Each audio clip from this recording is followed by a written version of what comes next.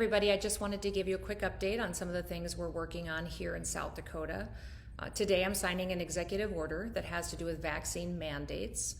For months now, I have been very clear that I don't believe the federal government or businesses should be mandating vaccines, and that we would challenge the federal government if they came out with language that was mandating vaccines to the states, that we would take them to court, and we're still watching for that language. Today's executive order will make sure that here in the state of South Dakota, state employees are protected and that their medical and religious exemptions are protected.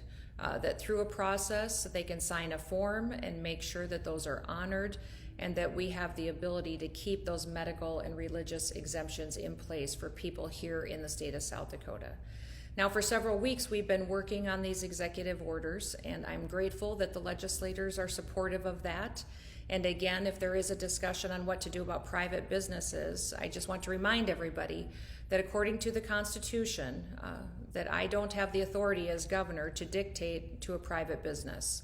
A private business is private property, and if we have the government start dictating to people on private property, it extends into their homes and their way of life and many other areas that I just don't have the authority to do.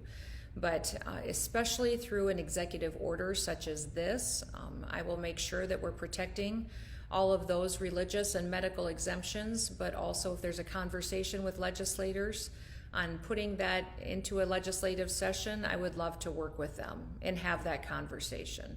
But know that this executive order will ensure that here in South Dakota we're being aggressive in fighting federal government intrusion, and that we're moving forward together and protecting people from these vaccine mandates that are not authorized and not permitted by the federal government.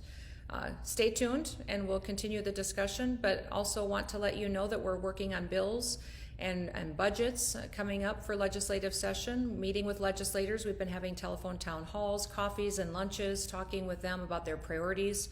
Also looking at revenue numbers, which look very good for the state of South Dakota, but also recognizing that we have inflation happening at the national level. We also have supply chain issues, and we've got a workforce challenge in the state. So while we have lots of good news here in South Dakota, we also have many things that we need to address at the state as well. So I'll be doing these updates on a regular basis. Love visiting with you and catching you up, and would love your feedback. You have a wonderful day.